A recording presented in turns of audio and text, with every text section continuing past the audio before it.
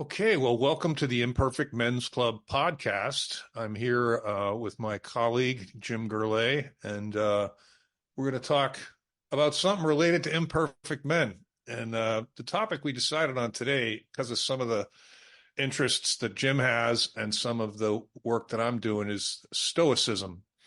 And if you know anything about Stoicism, it's a pretty self-centered, and I mean that in a positive way, looking within kind of philosophical practice. We're going to try and get into some details and come at it from a couple different angles, but it fits in nicely with because it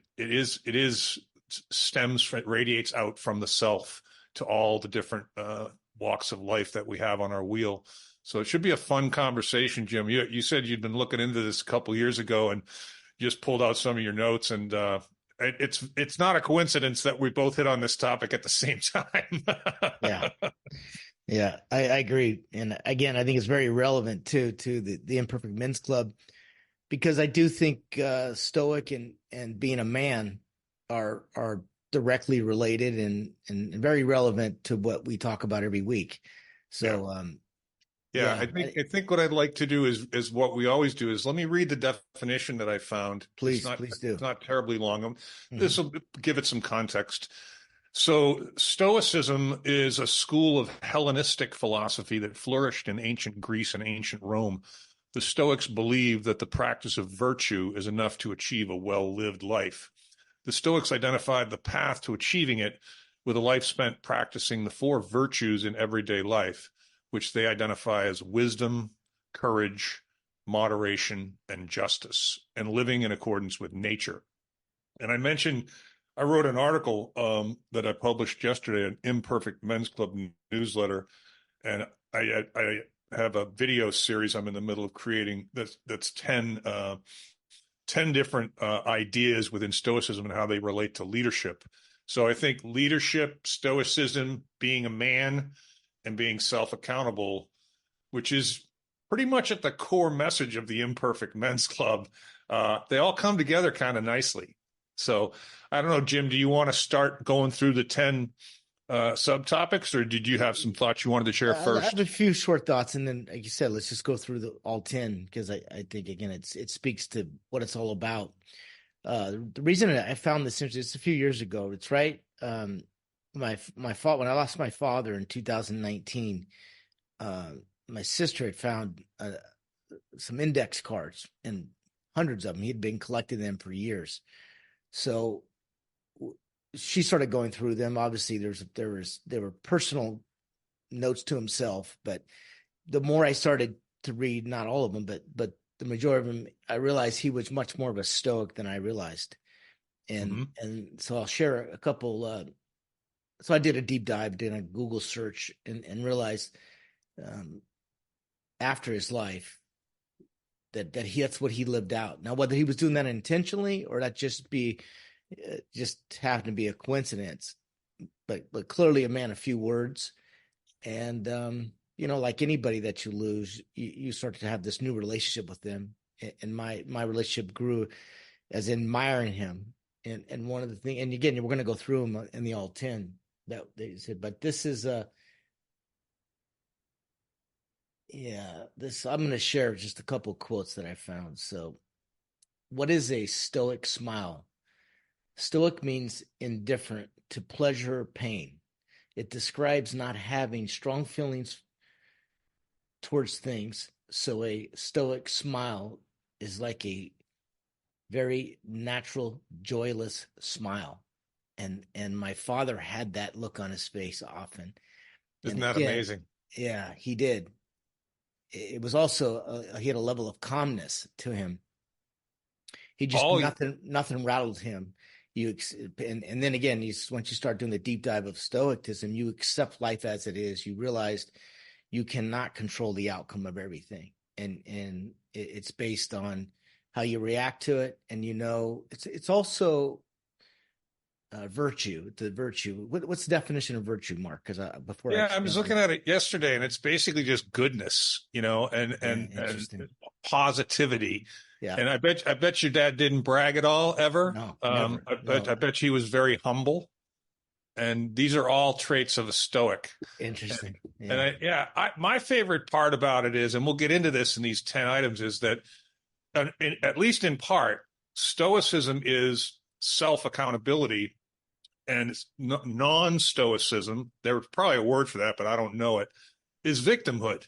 Yeah. And so the Stoic goes inside for his happiness, and the victim goes outside for the blame.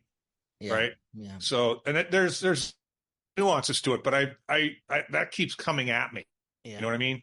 Yeah. The one that keeps coming at me was that Stoics, true Stoics, don't talk about being a Stoic. It is a very individual thing. It's unlike, you're not trying to promote it. You're not trying to sell it. And there is, because I was interested in the difference between religion and Stoicism. There is a difference. I'll let you expand on that later. Again, it's not a comparison at all, but they work together, I think, in their own unique ways.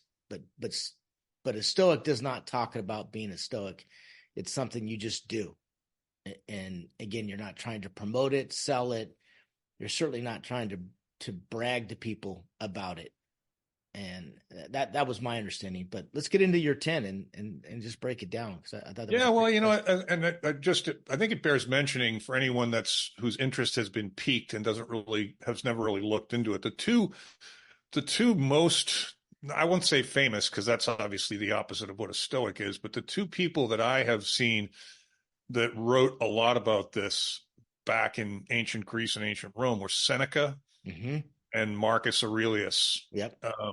the Roman emperor, eventual Roman emperor. And then I believe it was also replaced, so to speak. I mean, it's never gone away. I think one of the more modern Stoics, I would say, would be Thoreau, Emerson, going into the woods and just self-reflecting. And I think it's probably meditation's probably connected to it as well. It's so self-reflection fits right into what we're doing with our wheel. But number one, and it's in what this list is, I was putting it together in the context of the topic of leadership, because I think there's a lot of Stoic qualities that would be very beneficial in becoming a great leader. And so the something else, like, I appreciate we talked about before too. We're not claiming to be experts in Stoicism today at all. No, this is just our understanding of it. I know I did read Ryan Holiday's book. I guess if it's somebody that's brought Stoicism back to mainstream, it would be Ryan Holiday, because he has a couple books, I think, on that, and I've listened to those. They were pretty good. I didn't care as much for the second one because he did too much of a deep dive, and I think he lost his audience. But yeah, there's better places to go if you want expertise about Stoicism. But you can Google the writings of Marcus Aurelius and Seneca, and you'll have way more than you can handle. It sounds like you did that recently, or at least. Well, it's so interesting. It's so there's so many parts of it that the both of us have been practicing under a non-named convention, right? It's Stoicism. It's so I did it in the context of leadership, and I think that bears mentioning, just because that's why I chose these 10. First one's focus on what you can control, and that you already read that out of your notes. So it's like, and doesn't everybody know that we literally control over almost nothing? And that recognition, the faster you get to that recognition in life, the better off you are. And then what can I control? Well, from a leadership standpoint, it's like I can control how I react to things. I can control how intent I am when I'm listening to someone, and I can control my actions, right? Which is as to be an example to other people. And so I don't know if you want to talk any more about the control one, but that was number one. Oh, absolutely. I think one thing about wisdom and living life, you realize you don't have much control of things as much as you think you do. All you have control of is how you respond to them. Yeah. And it does make a difference, because how you respond to them affects the people around you, or pollutes the people around you, the way they think and everything else. And that's so back to your point, or the connection between leadership. Yeah, a good leader has to have some stoicism in him, because again, it's not what happens, but if you stay calm and you stay somewhat positive, but you stay realistic to the magnitude or to the outcomes, people believe you. You're believable. Yeah, yeah. I think the other thing that struck me when I wrote about this as well yesterday is, if you accept the fact that you have control over very little and you try and get an understanding of what you do have control over, that also puts you in a position where you don't worry as much as you would otherwise, because why would you worry about something that you had absolutely no control over? Uh-huh. Right? Now, easier said than done, but it is worth mentioning. Yeah, you mentioned meditation too, about living in the presence. Isn't that what meditation is all about? Yep. Is to remove yourself from the past, or from being too much in the future, and being Mm-hmm. present. Yep. So Yep. that's, yeah. Yeah. Yeah. I think that moving on to number two, learning is a lifelong journey. Hmm. And we talk so much, Jim, about the challenges that middle-aged men have, not from a victim standpoint, just from an observation terrace, if you will. And boy, if you agree with that and you can make that part of your day, that I'm going to learn something new every day, I'm going to strive to know more about my stuff, and I'm also going to try and strive to have the facility to talk in some detail about a myriad of different topics. Because I'm sure you've done this many times. You walk into a room with somebody, and I heard this a lot about Bill Clinton, even though I'm not a Clinton fan. He made you feel like you were the only person in the room, Mm-hmm. right? And he could move. He could talk about sports. He could talk about art. He could talk about books, talk about politics. I have a couple people in my life where it appears as though they could talk about anything. And I think that makes you interesting. It makes you credible, and it gives you a level of perceived authority, which in anybody, particularly a leader, I think are just awesome talent, awesome traits. So learning Yeah. forever, never stop learning. Yeah. Yeah. I certainly don't want to make this about Bill Clinton, but yes, I think he's probably one of the most intelligent, smartest presidents we've ever had. Put the political side apart.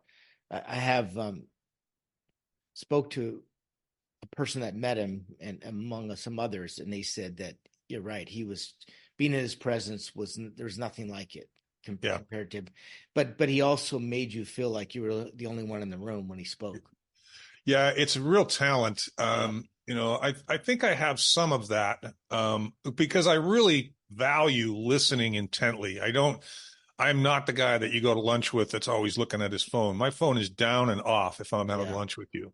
And I think That's we nice. we could use more of that in the world today. Wasn't The that- the third one is right in our wheelhouse. It's self accountability. And in terms of leadership, it's like, well, if you're really a leader, then you're not blaming anybody. Yeah. Everything is your Hey, responsibility. before I want to go back to the learning one, because there's Okay. this one. Okay. Yeah, and again, there's a quote. I'll share it later, but it's a great quote. It's but really the takeaway from it talks about, it's not just learning new, it's unlearning the bad, and that's, it was a really interesting perspective on learning. But sometimes in order to really make change or to create change, you have to unlearn, because you get so attached to what we already learned. So the greatest breakthroughs sometimes are unlearning the way that you think it is. So that's Yeah, just, well, that hooks right back into our last topic of unconscious bias. That's part of what we need to unlearn, yeah. But I thought that So was interesting that there was learning was part of being a Stoic. yeah, yeah, yeah. So And again, unlearning, learning and yeah, unlearning. just equally as important. That's a great point. Yeah. Yeah. And Yeah. so I went into number three a little prematurely, but again, it's self accountability. So I think that, we talk about that all the time. Oh yeah, we do. And the One of wheel our that we key use. words, right? Yep. Yep. Yep. So And taking responsibility for um for things, and you find that people that are not accountable are difficult. You don't want to be around them. It's hard to know the truth. It's hard to know whether they're believable. It's back to when somebody is accountable for what they do and they take responsibility for the outcomes of things, even though they're not in their favor. And it's refreshing. It really is. It's refreshing, and it's also impressive because it takes a lot of self-awareness to be there's as you well know, in my profession, I've interviewed a lot of people, and one of the big questions that you have to ask, I don't care if you're a recruiter or a hiring manager or whatever, is why are you looking? Why are you leaving your current job, or why did you leave your last job? And when the answer has anything other than 100% self-accountability, if they're blaming anyone or anything, my interview's over. So so the next one I picked out was that failure is actually fuel for developing wisdom, and there's a number of different ways of saying that, but I think that we're all on some level afraid of failure, and we face little decisions and big decisions all day where you're just bumping up on the edge of fear, and maybe it's fear of something else, but failure is typically attached to fear, and the idea that if you press through that fear, which I guess is called courage, because courage isn't the absence of fear, then what comes of it is experience. And what comes from experience over time is wisdom. Yeah. So I really like that one too. Yeah. We could do a whole show on failure. We're taught when we're young that failure is bad. But then if you think about when you're in the gym or even a practice, but before a competition, that's what you're trying to do, is fail as many times as you can, so that when it's game time or when it's time to compete, you're failing less. But everything is failure. I know living here in Silicon Valley, there used to be I think a little too far, but there was almost pride in having a failure startup, because it demonstrated that you had some grit, or you had some adversity, and that you could bring that into your next startup with less chance of failure. So, but failure could be a good thing, but it's also difficult. I don't think anybody that's happy to fail, I'm not sure that's a healthy way to go either. I know when I was in business, and even when I was playing rugby, and my fear of failure was far greater than my desire just to win.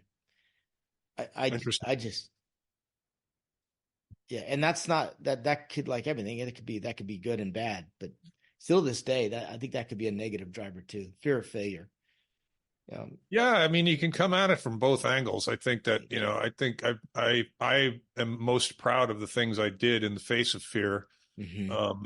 But I'm not looking to go into fearful situations all day, every day. You got to take a break sometimes, but if you're not failing, you're not trying hard enough. You're not taking enough risks, and you can mitigate risk. You don't have to go in crazy risky. You just mitigate it however that is done. I'm a big fan of the difference between knowledge and wisdom. There's plenty of knowledge. There's nowhere near enough wisdom. Yeah, and I think Stoicism, a revival of Stoicism one could argue there already has been one. Tim Ferris is a big guy on Stoicism as well. As your Ryan Holiday guy. Wisdom is timeless. That's the other thing. The difference between knowledge. Your knowledge may have been relevant at that point in time, but good wisdom lasts a life. Well, that's what Stoicism is. Hundreds of years, thousands. How many years when were those recordings of? Well, I'm gonna fall Stoics back on the notion that I'm not an expert on that one. All right. What's the thousands? Thousands. Ancient Greece and ancient Rome. Yeah. It's the notion that integrity is how you act when no one else is looking. And you can come. You've heard me use the line before. They used to tell my kids in the middle of my divorce, when they would question, they would be hearing completely different things from their mother and their father, and they would ask me, "How do I know who's telling the truth?" And that's a good question for today's political environment too. Yeah. I would tell them, look, listen to what people say and then watch what they do. And when those things are the same, that's where you have integrity. And when those things are different, that's when you have to question what you're getting. What So number was that? that was It cut number out. 5. And would it repeat it, please? Because it cut out. It's the concept of integrity. What is integrity? And it's how you act when who you are is how you act when no one else is looking. You know, those two concepts. Yeah. Although again, I've mentioned this before, we often get confused between integrity and morals because they're two different things. Or integrity is just, and this is my definition of it, and it holds true when every time I challenge somebody on the difference between integrity and modern day morals. But integrity is just a promise that you've made to yourself or to somebody else, and you'll follow through with it. So that doesn't mean it's moral. No. And moral is somewhat could be subjective as well. But integrity is somebody, hey, I'm going to be there at 12 o'clock and you're there. No excuses. That's your integrity. Or, hey, I'm going to beat the shit out of you if you say that again. And you beat the shit out of him after he said it again. That to me is integrity. Yes, that's why sometimes you don't want to get into it. It's like, I'm not. This is not a threat. I'm gonna make a promise. If you do that again, I promise you. Yeah, it's funny. It's a funny way of looking at it, but you're absolutely right. You're absolutely right. Yeah. So, and number 6 on my list is mindfulness is paying attention with intention. And we kind of spoke about this one earlier, but I think there's not enough of this going on in the world, not in the professional world for sure, and not in the political world either, where people just talk over each other.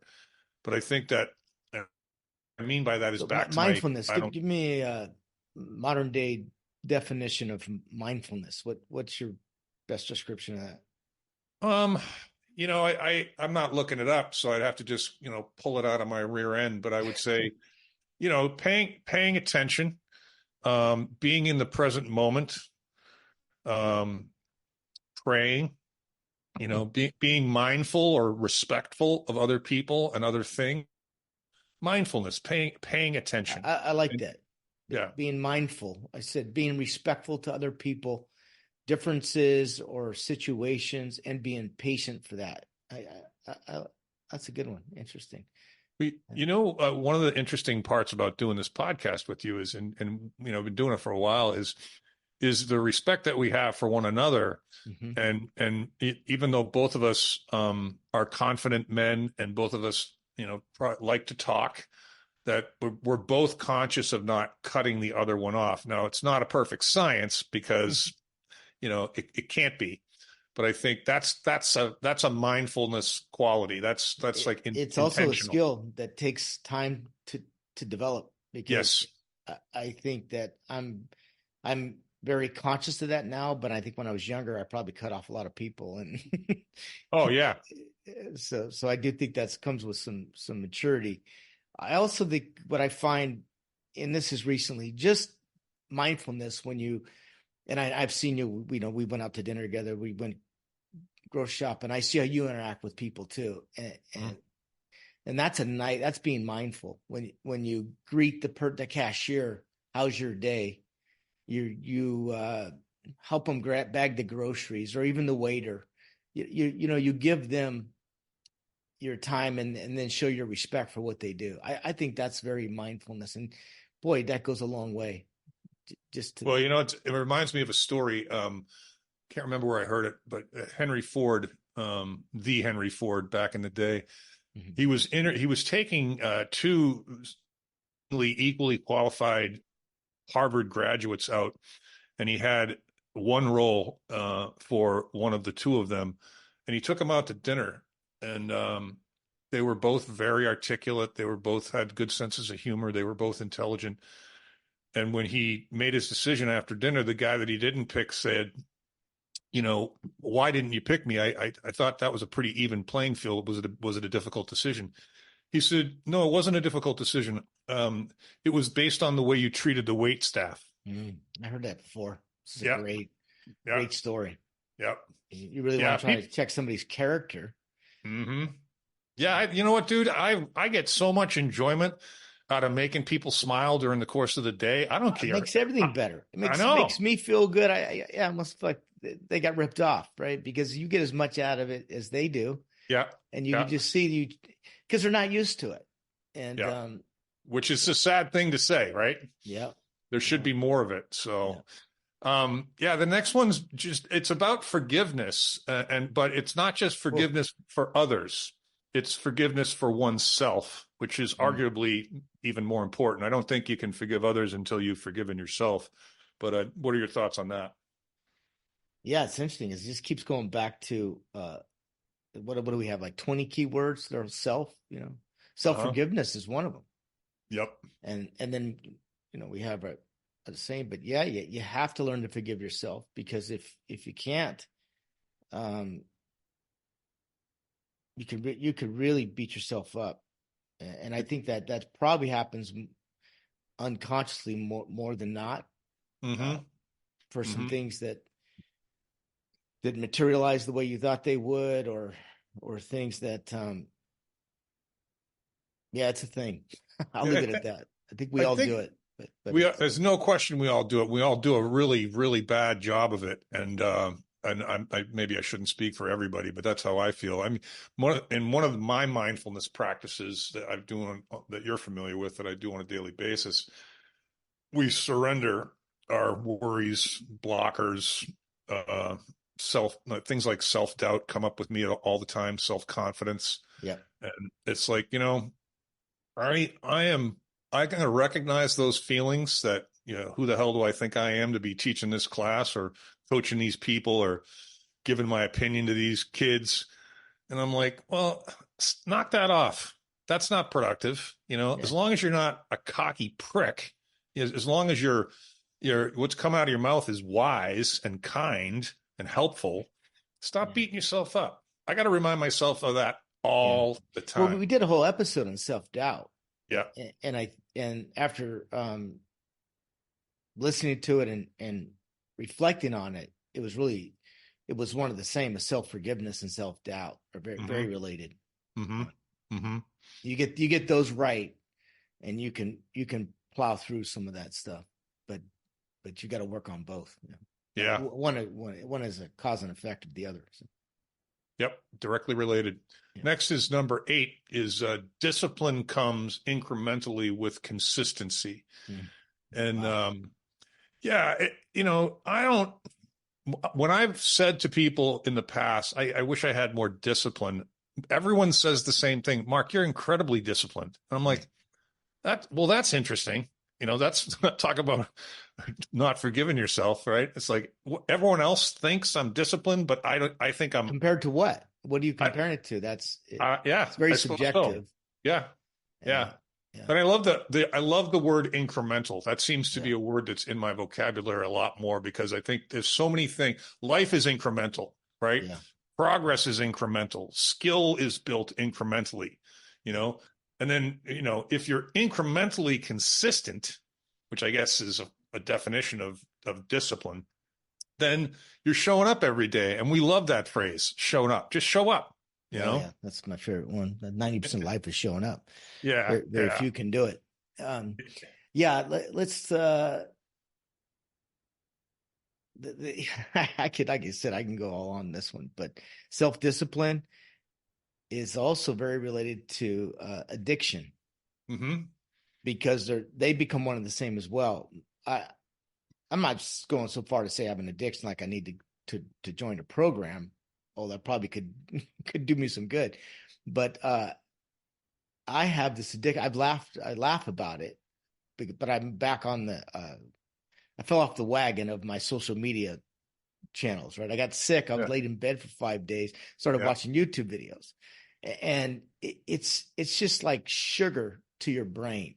It really is. It's the worst. It's artificial sugar, social media, particularly the news reels, no matter what it is. And pretty soon it just pollutes your brain and your outlook and everything. That's self-discipline. So I think I'm back on day 2 or 3. I don't know. I've got some serious problems with that. But I mean, I'm laughing at myself. It's kind of about self-awareness, but it really does affect. You wake up in the morning and you go check the news feed.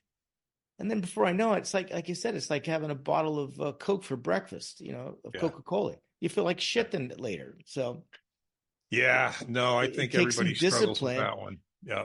not to be drawn to that. So Yeah, I think that in the definition when I read it at the beginning, there was the word moderation, and I think moderation is a form of discipline. It's just like, you know what, that cold beer looks really good, but I still got work to do. You know, I also think it makes you a dumbass if you've talked to somebody that's listened to way too much news. You really can come off like a dumbass because all you're doing is just repeating like a parrot of what they heard, right? It's not a very let's say compelling conversation with somebody that's watched too much news. So that's back to self-awareness. Well, you get that. That's how we get our propaganda. It is. That's what you realize. You're just being fed propaganda. And So and next one. Next one, we already kind of mentioned in the side of another one, but it's courage is not the absence of fear. Courage is operating in the face of fear. And I find this one very interesting as well, because, courage is an admirable quality. Courage is a good, mostly positive, wholly positive word. But I think people get confused. They think sometimes, whether it's a celebrity or an athlete or an actor, or a politician, someone in a position of authority or admirability, if you will, that they're doing what they're doing because they're somehow courageous. But if you listen to most good actors talk about this topic, they're like, no, I'm fucking petrified every time I go out there, I just do it anyway, which I think is, some people don't understand that. You don't have to be courageous. You just have to be able to fight through the fear and just like you said, there's two types of courage. There's courage when somebody's underneath a car and they lift the car up. I guess that they tell them that's a hero or took courage to do that. But I think that's the everyday courage. It's just doing things that you don't feel like doing, and the courage to push through that is. I think it's more difficult probably than the moment where the courage is to take on something that there's a high risk of failure. There's no guaranteed outcome. And you're driven by this is the right thing to do. You're right. You're driven by the right thing to do. Yep. Some of it could be driven by your ego. Yep. But I think real courage is not just for your benefit, it's for others' benefits, because it may be uncomfortable, it may not be something you want to do, but it's part of back to your integrity. They go together, right? With the courage part. Jim, speaking of YouTube videos, I saw one yesterday, and sometimes you get one thrust upon you, you're like, why the hell in my way? Yeah. But like there was Kamala Harris short videos I get, like those. Yeah. Well, I somehow get every Kamala Harris short video there is. I know, and there's plenty of them because she's talk about a dumbass. But anyway, go ahead. But this video was there's this teenage girl that worked at this, I don't know if it was an alligator farm or a zoo or whatever, but she was feeding this alligator, and the alligator reached out and grabbed her hand in its mouth, and it was terrifying. And within seconds, this random dude looked like he was in his 30s or something. I think he had a kid with him. Nobody was doing anything. He dove in and body wrapped the alligator to buy time. Wow. I mean, and after the fact said, this guy's never interacted with an alligator. He's not a redneck from Florida. He doesn't swim with alligators. He was just about courage. He risked his life for a stranger because he felt compelled. No, I was moved. I was visibly moved. Yeah. Like, holy shit. And now what I'd love to know is what happened after that. Because the girl eventually was able to extract her hand. And then the guy's he's there on top of this alligator, bigger than he is. and the thing's thrashing around, and then it goes quiet. And then he's talking to the audience, and you can't see who's in the audience, but he's like, "What do I do now?" Like, he was hoping there was some gator person out there that says got a trick about how to extract yourself from an alligator. He eventually decides to just let go and push one way and dive out the other way, and he was safe. It was incredible. That's cool. Talk about courage. You know. Sorry for the tangent. I just popped into my head with that one. That's a good one. Yeah. But and the last one, number 10, is empathy is treating people how they want to be treated. And the reason I phrase it that way is because, you know, in biblical terms, it's, you know, walk in another man's shoes, what it's like to walk in another man's shoes. And it's like, I think this goes back to the intention and the mindfulness quality is, you know, being sympathetic is one thing, but if you can become empathetic and really, you know, how do you want to be led? How do you want to be treated? How do you want to be spoken to? And not that that has to drive 100% of your response, but I think if you have an intention to try and be empathetic, that's going to open up conversations that you couldn't have otherwise. That's why I like this one. Yeah, empathy is just something. Again, I think it doesn't come natural, but it's something that if you work on, you become just a better person. You become a better human being when you can have empathy. I also think you have to have some humility to have real empathy. You have to go through something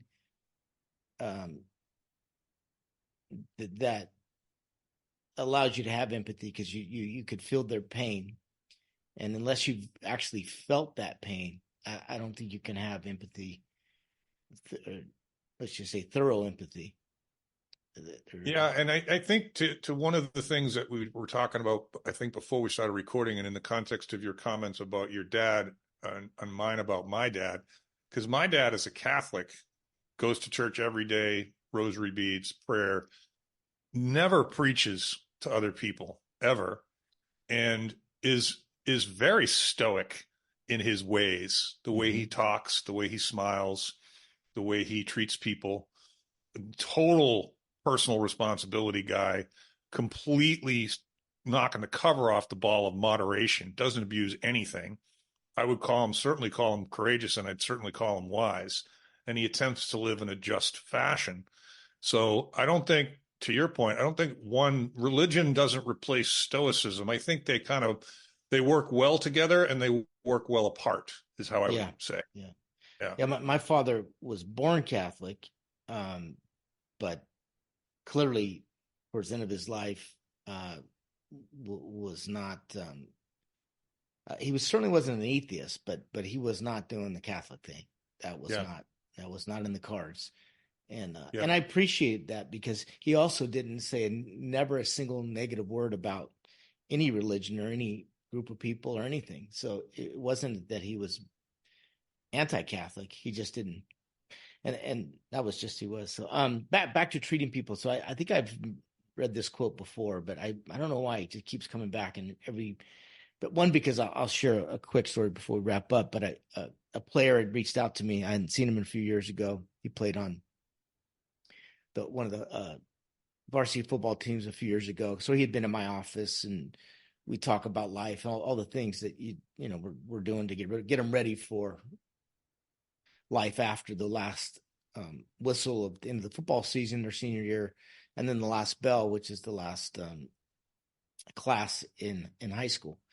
And so I'd have these senior dinners and these different events, and we just talk about life to get him ready for that. So I hadn't seen him for a few years, and anyway, you could tell he was struggling. And I said, "Yeah, whatever I can do to help out." So I'll come back to that. But the long and short of it was, I said, "Hey, I'll tell you what I'll do. I'll give you today's Saturday. That's the day when I was talking to him. It's 10 a.m. How about I block my calendar for every single Saturday at 10 a.m. and we'll talk." And because that's right, he was asking for a reference. He wanted to get in, and I said, I said, hey, I don't want to use his name in respect to him. I said, I wouldn't, I don't know if I said it word for word, but basically what I was saying to him, but as nice as I could, is you're not referable. I can't refer you because one, I don't know you that well. I knew you when you were in high school, and you were a good athlete and a great kid, good family, but you're not referable right now based on what I know. So let's get to know each other, but also let's get back to the most important thing. Remember what we used to talk about in the senior dinners? 90% of life is showing up. Just show up, and you just became part of the 80-20 rule. You just became part of the 20%. You show up on time, you just became part of the next 20% of the 80, and you just show up prepared, and you just become. So it really applies to everything in life. So whatever you want to do, he had some setbacks in that, but sad part of was he didn't, unfortunately, the three calls that we had, one, his phone was turned off. The second one, he was at his cousin's football game. And the third one, he was having dinner with his auntie or something. And there was no fourth one because. Well, yeah, I mean, it's a good story from a number of different ways. A very generous offer on your part, number one. Number two, what a great call, not being referable. Yeah, let's hold on here because, I have a tendency, maybe you do too, but you just had some wisdom in this moment. A lot can happen between 17 and 19, 17 and 20, whatever it was. And so that was a great move because. So this is what I sent him a text, and it was very. I probably should have been a little more clear. I'm a 3 strikes guy. Right? I'm sure. I don't think I have to tell people that if they don't get that, you know what 3 strikes is, right? You get 3 strikes, you're out. You're out. You just you don't qualify. You don't get a forced at bat. Yeah, I was a baseball guy, so I got that one right away. Yeah, you don't get a forced swing, and you know what? And the people that care about you will tell you that. And so this is what the nicest way I could. And I'm not going to give up on the kid. If he resurfaces, you bet I'll help him. But I sent him this quote because I think it's my favorite quote right now. When you want to help people, you tell them the truth. When you want to help yourself, you tell them what they want to hear. Yeah, that's a great quote. And it's Thomas Sowell. And Thomas Sowell. Thomas Sowell. He's a very talk about wisdom. He's a very wise man. He's a modern day stoic in his own way. But so when you were talking about empathy, I also think if you want to help somebody, you have to tell them the truth. Yeah, you do. And there's not enough of that going on, especially if you're trying to really help a young man shape his life. It's what a great topic. I think we'll bring it back in future episodes, and hopefully it'll push certain people who are intrigued by it to look into it more. And just as a reminder, I think the easiest way in, if you don't know anything about Stoicism but you're now interested in it, is to look up Seneca, Seneca, and Marcus Aurelius. And I was joking when I said it before, but it's also true. Those guys were prodigious in how much writing they did. So you'll have your hands full just with those 2 guys. Yeah.